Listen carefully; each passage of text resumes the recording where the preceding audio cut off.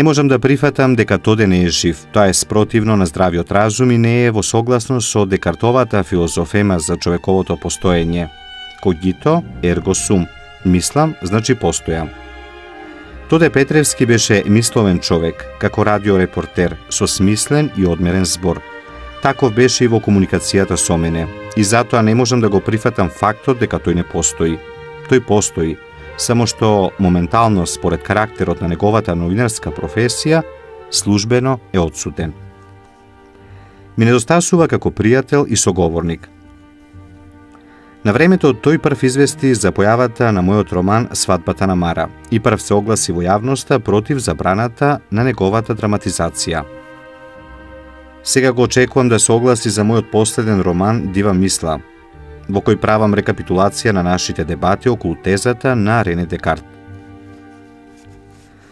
Во врска со тоа негово филозофско сеќавање, неретко со Тоде дебатиравме, понекој пат и во кафеанчето Дајдам кај градското пазариште, не опие ни од чашка пијалок, туку од самите себе, од ентузијазмот, што постоиме според мислата на Гете искажана во Фауст.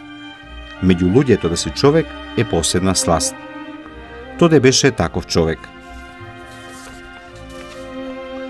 Во Дајдам до нас допираа гласовите на пазарчиите, кои им ги нудеа на купувачите своите пиперки, домати и други зарзавати, според економските законитости за размена на пазарните вредности. За да ти дадам, мораш во соодветна мера и ти да ми дадеш. Во нашата размена на мислења, ние со Тоде не ја земавме предвид таа прагма на економските законитости. Вревата што допираше до нас со својот сугестивен говор, Тоде ја надгласуваше како некој трибун, привлекувајќи го вниманието на собраните во кафеанчето. И тој не баре пазарџија, имаше што да понуди, со своите размисли за животот, но без таа стока да ја наплати. Но ете, подолго време го нема да се чуе со неговиот мелодичен глас на радио, ниту да излезе во јавноста со својата пријатна појава. Ти Тоде е како да заборави на нас. Нашите дебати останаа недовршени. Јави се, те чекаат многу страдни души кои те сака и кои те почитуваа, за кои дружењето со тебе, размената на чувства и мисли со тебе беше посебна сласт, а најмногу за твоите најмили. Твој следбеник Владимир Костов. Твој искрен пријател Владимир Костов. Твој и на твоето семејство искрен почитувач Владимир Костов.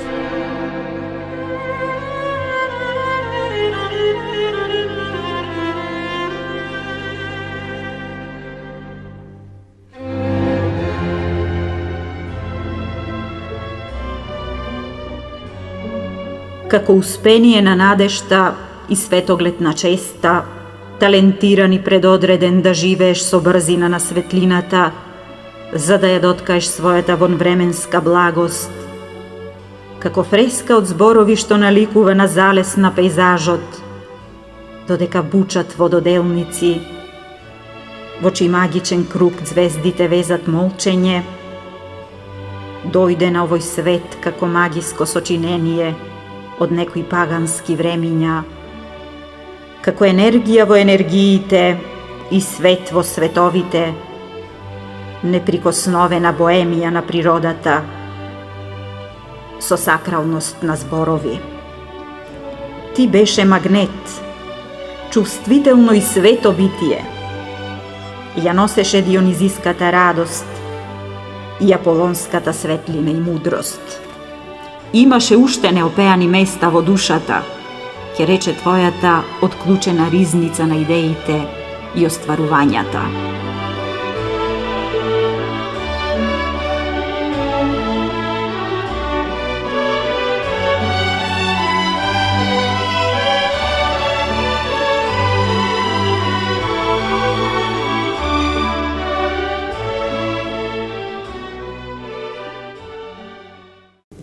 Помошта на родителите беше потребна за формирањето на личноста. По долгите напори дојде и родителот на Тоде. Како и сега се сеќавам, кога категорички се откажа од нашата соработка со изговор дека новиот брак не го дозволува тоа. Тој момент за мене беше пресуден, кога морав да преземам и грижа на родител. Ваквата состојба не направи блиски и нашите семејства ги користеа благодетите на животот и не направија среќни. Најголемо задоволство за мене беше дека таа моја добронамерност беше прифатена и најголема чест ми беше искажана кога станав кум и најблизок на неговото среќно семејство. Не ми пречеше ништо да ги извршувам сите адети на нашата христијанска вера, иако некои беа спротивни на тогашниот режим. Така ги уживавме благодетите на животот, кога пред 10 години се случи најтрагичниот момент, кога за секогаш не напушти и останавме да живееме и само да се и само со светлите спомени од животот. Затоа мирно почивај, а ние твоето семејство и пријателите, не само на овој 10-годишен помен, туку секогаш ќе се сеќаваме на тебе и ќе ти искажуваме неизмерна почит и длабока болка.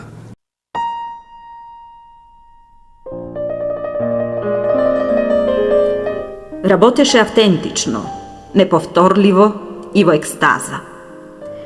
И кога беше учител, и кога беше новинар. Победуваше и губеше со гордост и ништо не те обесхрабруваше. Пред тебе немаше затворена врата. Ги паметам солзите на заминување од Добрушево, кога децата трчаха по твојот автобус со повик "Врати се, учителе!" Ти беше роден за учител и во новинарството и во храброста.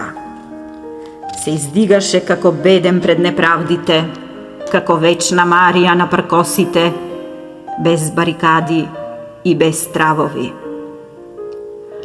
Одеше во сите непријателски дувла. Стоеше пред пиштоли во Кеун, во Брисел, во Копенхаген, во Берлин и други светски метрополи и ја одбрани честа на својата татковина. Те гонеа и прогонуваа. Те судеа, не те осудија. На смрт те осудуваат тебе, а нас сите на целосна ликвидација. Срцето ти попушти само тогаш, кога почнаа да ги плашат нашите девојчиња. Плачев на сите мостови на Рајна, кога ми кажа дека со децата треба да одиме во Брисел, да бидеме заложници за безбедноста на тие предавниците, што ги преобрати и ги донесе на колена да ја бакнат земјата македонска. Те нарекуваа и србоман и југоносталгичар, оти ти знаеше дека не се пали органот заради болвите. Беше повеќе чекори пред времето. Не заборави како другите кога е призната македонската нација. Знаеше какво крвопролевање не чека и не сакаше да бидеш во право, ама беше. Тоа го видовме сите. А ти беше македонец и граѓанин на светот со космополитска душа, амбасадор на својата татковина секаде и за секогаш. Ја сакаше како што знаеше само нас да не сакаш, проширен за љубов, кон целината на човештвото. Не им се лути на тие што не знаат или не сакаат да знаат дека во Брисел, во срцето на непријателската емиграција, ти беше прв од сите што создаде Македонски културно-црковен клуб, наспроти сите југословенски, го избори одобрувањето и од Скопје и од Белград и ја имаш книшката број 001 на истиот тој клуб. Ке научат колку се ништожни тие што се само заборавиле кога е вистината во прашање. Историјата е фактографија, а ти и нашето семејство сме впишани во незините страници. Вистината никој не може да ја избрише.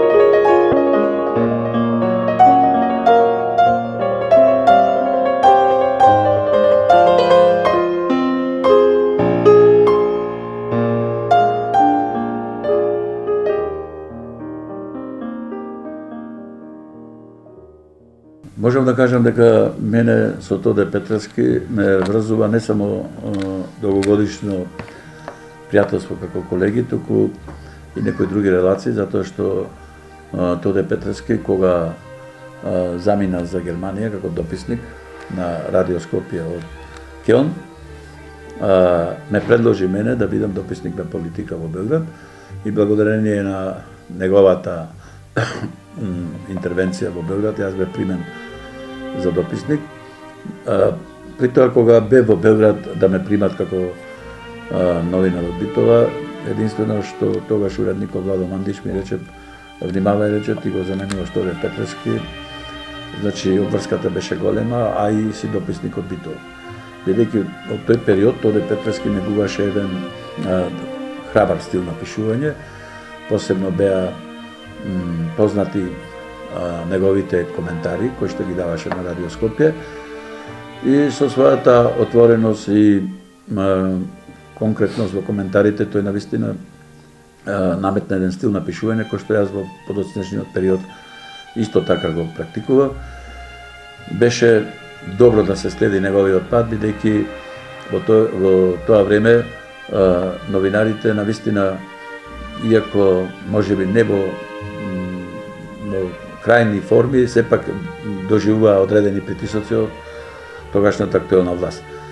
Се сеќавам во еден период кога се расправаше и околу тоа, кога од комитето врше притисок врз медиумите сите во Битола, дека големата риба е јади малата. Во таа изјава на тогашниот председател на комитетот ги обедини сите битолски новинари и енергично се спротивставија на таквата филозофија дека политичарите се тие кои што не треба да се гибаат и дека едноставно тие се големата риба која што ние како мали риби ќе не изедат. Тоде Петревски пред да почини беше во оваа редакција во Битолски вестник со еден предлог последната година пред пензионирањето да ја одработи во Битолски вестник. Во оваа прилика морам да кажам дека него доста го погоди начинот на кој што му беа одземени ингеренциите од Радио Скопје од дописништвото, а особено начинот на кој што му рекоја да ги остави клучевите од дописништвото. Тоа доста го погоди и мислам дека и тоа влијаеше за неговото здравје. Јас сакам да нагласам дека ја прифатив неговата понуда да една година пред пензионирањето работи во Битолски вестник.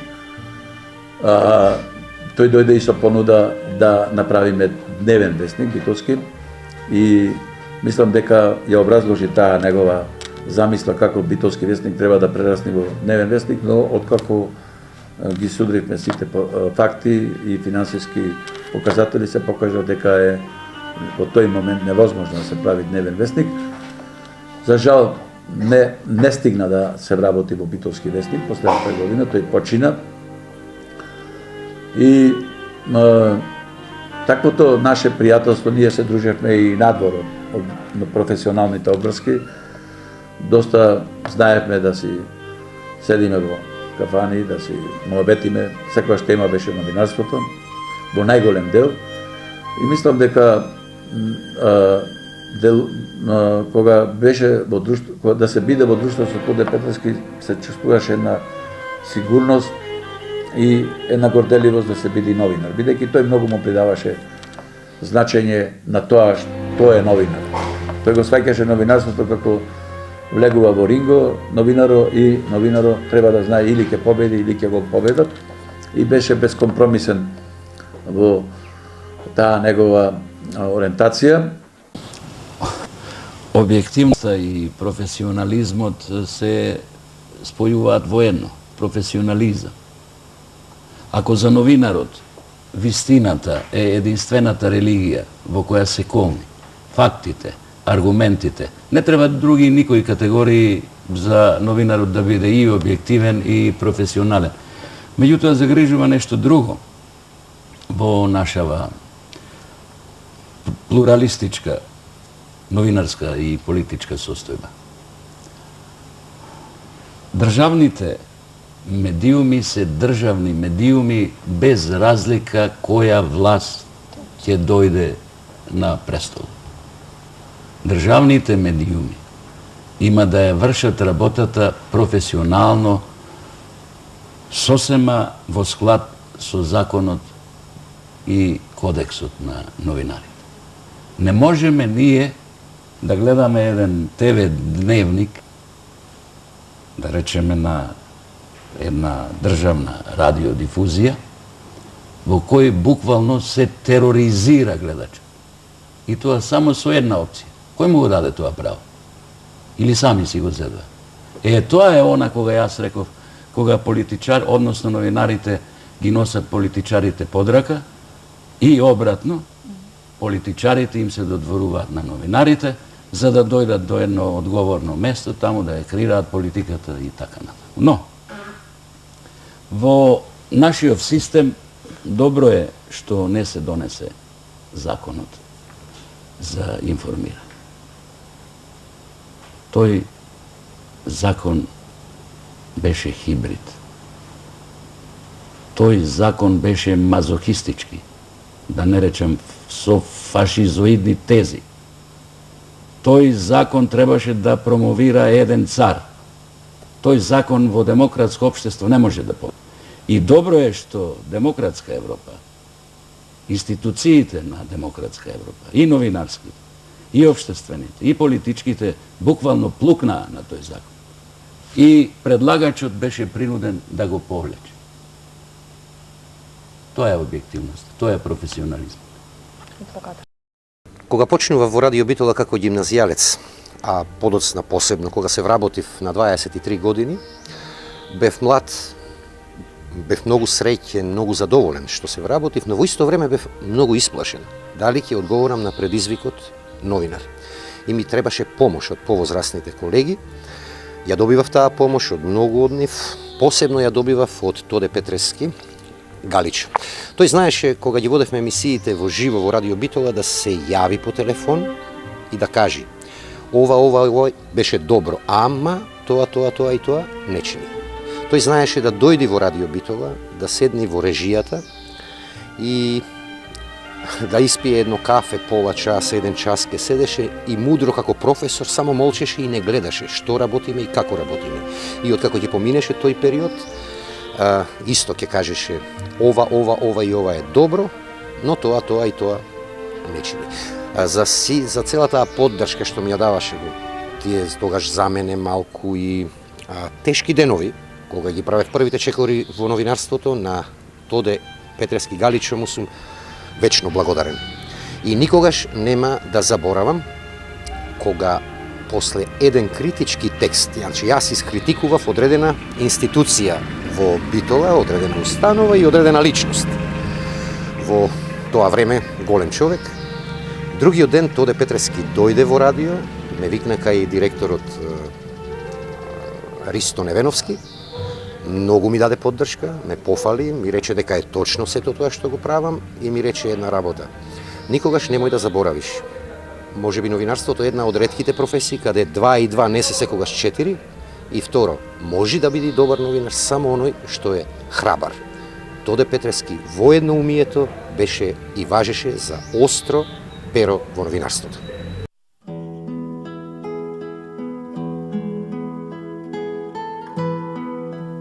Со одважност и гордост во Германија, во Дојче Веле, со званична нота им кажа на тие што пишуваа некролози на татковината, дека сме ние победниците, а тие поразените, и дека целиот прогресивен свет е обединет во антифашистичка борба, а на славениците за празници им се пишуваат честитки, не некролози.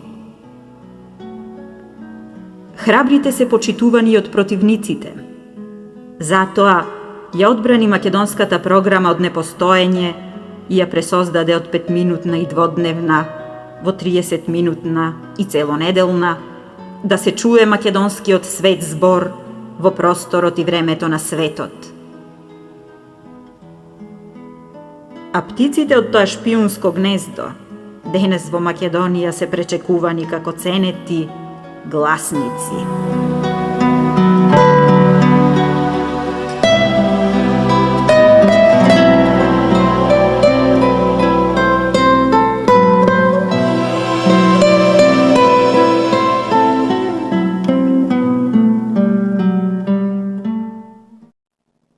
Многу одамна Тоде Петревски даде голем афирмација за детското ликовно студио за малиот битолски Мартар. Години пишуваше репортажи преку македонското радио. И верувајте дека секогаш неговите изјави беа така прекратни и содржајни пишани, што малиот битолски Мартар го представуваше во најголема светлина. Кога Тоде Петревски замине како новинар во македонското радио во Дојче Веле во Кел, по некова заслуга, мене би се чини по некова заслуга, малиот битолски Мартар беше за представителствена самостојна изложба, кој што побуди голем интерес во заедница со југословенското друштво, кој што нашата делегација, што беше 3 члена, со прекрасни 150 творби, побуди голем интерес за нашата изложба. Тоде Петревски не остана само на тоа. И оттаму јавуваше за успесите на детското студио, за успесите на малиот битолски Мартар, за успесите она што го постигнуваат младите ликовни творци од целиот свет. Не остана само на Кел. Во Брисел, после година дена, повторно бевме поканети да учествуваме со наша изложба во Брисел, кој што навистина изложба кој што ги водушеви граѓаните на Брисел, и во вилготено место кој што беше прекрасно организирано со песни македонски, другарувањето на македонските деца беше заслуга за навистина мојот добар пријател Тоде Петревски.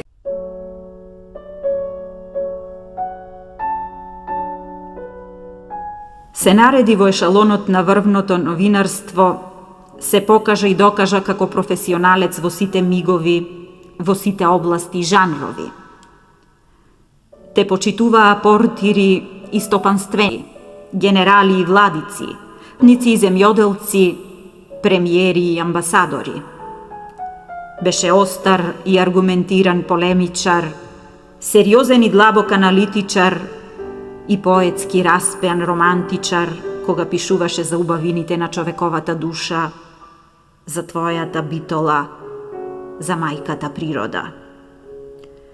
Беше непоколеблив борец во одбрана на твојот став, а во слободното време, со своите најблиски и со колегите, знаеше да биде детски палав, рече во прошталниот збор неговиот пријател и колега Вјекослав Прокопенко, кој има една своја мила Андријана, за која Тоде обезбедуваше дел од средствата да се школува во специјални коледжи во Америка и Кипар, а сликата нејзина стоеше на неговото биро.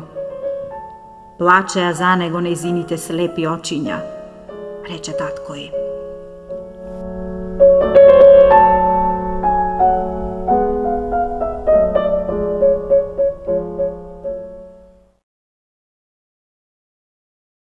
Јас по неговата смрт, во договор со неговото семејство, ја восстановивме наградата која што го носи неговото име, Тоде Петревски.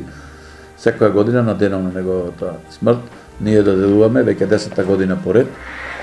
Таа е посмртна награда која што се доделува за репортажа.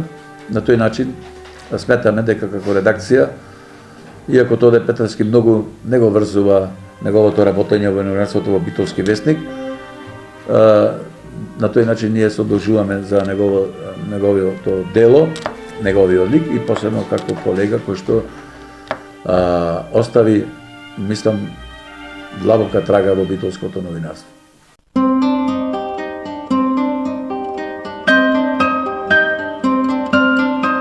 Беше награден со сите јубилејни награди на неговата матична куќа.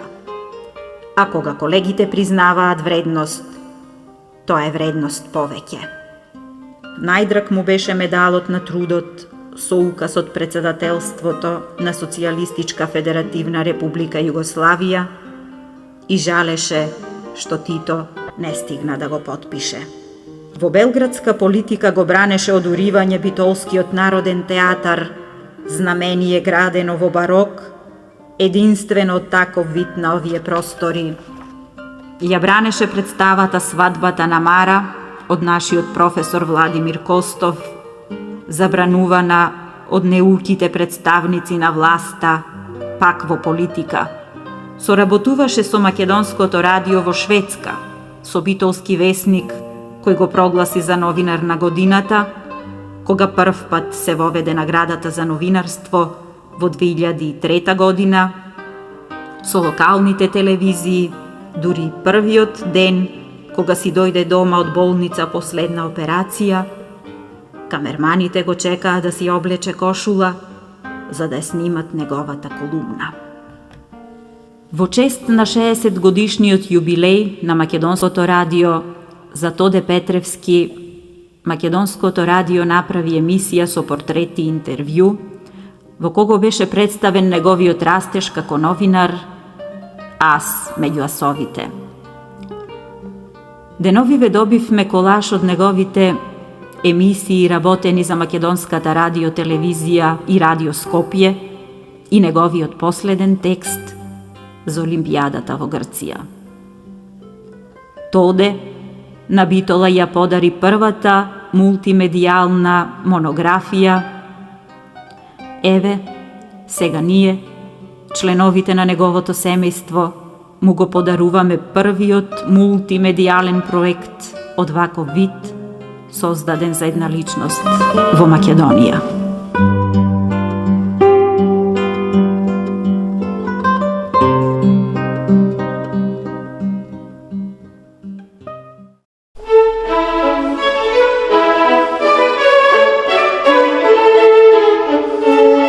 Последното големо животно дело му беше великденското интервју со господин Стефан.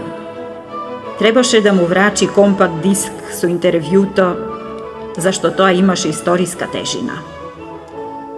Интервјуто со рускиот патриарх остана неостварено во неговото биро. Ти не си обичен човек, му рече рускиот амбасадор во Македонија при една средба во Битола. Биди трпелив и тоа ќе го оствариш.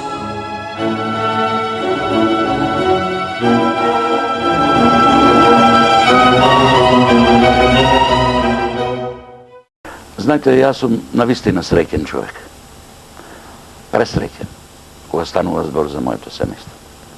Прво од супругата, една прекрасна интелектуалка, двете мои ќерки, имам сега едни две преубави внуки, тука ми се изетовите.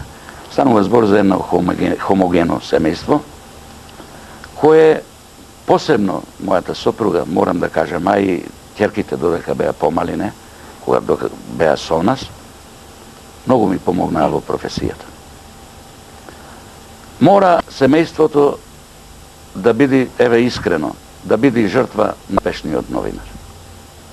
Ако јас ја немав поддршката, прво од супругата и од ќерките, верувајте ми, не претерувам во оценката, немаше да бидам успешен новинар. Новинарството се учи.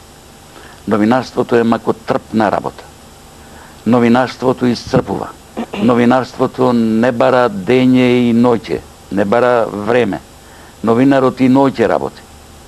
Вие знаете сама. Така. Но професија која бара целосна мобилност. Така што кога станува збор за моето семејство, навистина јас сум пресреќен човек.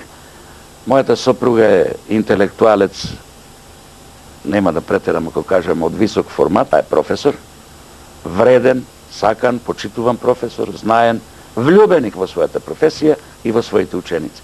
И таа стои ден денес за мене. И благодарејќи на тоа, јас сум вистина среќен.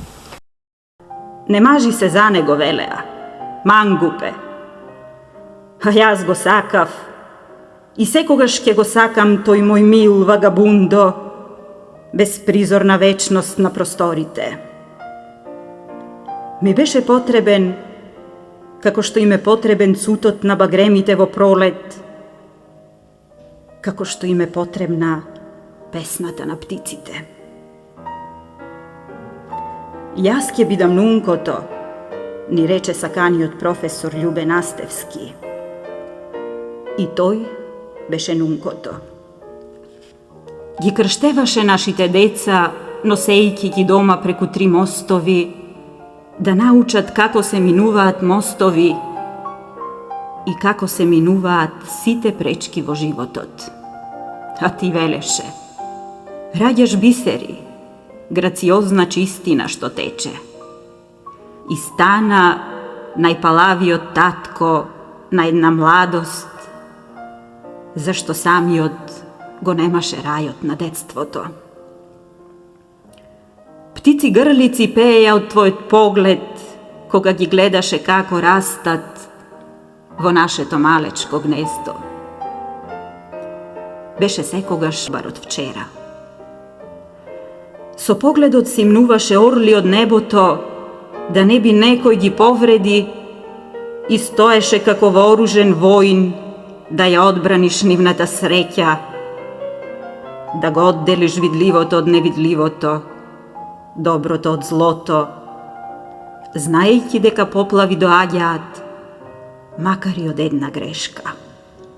Кога беа болни, се будеше во сонот со молба да ти кажам дека ќе оздрават, а тие оздравуваа закрилени во твојата вонвременска љубов и топлина.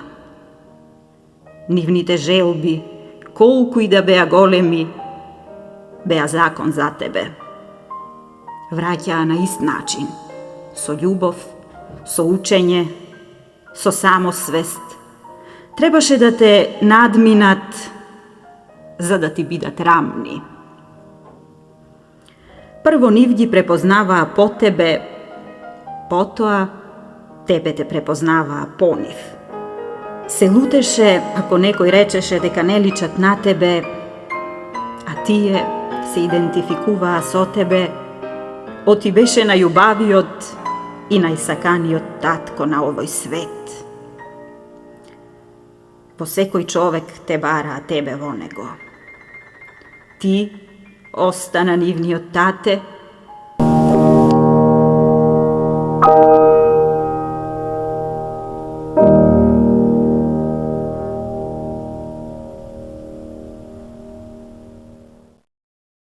Годинава се обележуваат 10 години од физичкото отсуство на татко ми, Тоде Петревски, кој што беше новинар на Радио Скопје, дописник од Битола, а истовремено работеше како дописник и за многу други електронски и печатени медиуми, а своевремено 4 години работеше како новинар, уредник на македонската редакција во Келн во Дојче Веле. Семејството Петревски сака достојно да го одржи споменот на татко ми, кој што во својата професија даде голем белег и ги носи сите награди кои што можеше да се добијат за работа во текот на неговиот работен век. Јас како негова ќерка имам и чувствувам посебен долг да го продолжам неговото постоење од аспект на тоа што мојата професија е непосредно поврзана со неговата. Тој беше новинар, меѓутоа по вокација беше книжевник. Јас исто сум професор по македонски јазик и книжевност и решив неговото име достојно да го обележам и да го продолжам, односно постоењето на неговото дело, да го продолжам преку создавањето на Школата за новинарско и креативно пишување Тоде Петревски, кој што има за цел да ги негува сите литературни и новинарски жанрови, да направи еден убав спој на двете професии, новинарската и образовната, односно мојата професорска вокација. Мислам дека е тоа еден одличен начин како да се продолжи на делото на еден голем човек кој што станува и бренд во својата професија и како резултат на тоа всушност е и емисијата која што ние во вашата ценета телевизија веќе ја работиме, тоа е емисијата Кога ќе задзвони Еурека. Неговите современици мислам дека имаат многу нешта да кажат повеќе за мојот татко отколку јас што треба за него да говорам. Така, на крај само ќе речам дека сум горда ќерка која што достојно го продолжува патот на својот татко на сите полиња. И сум благодарна што ја носам неговата крв во себе.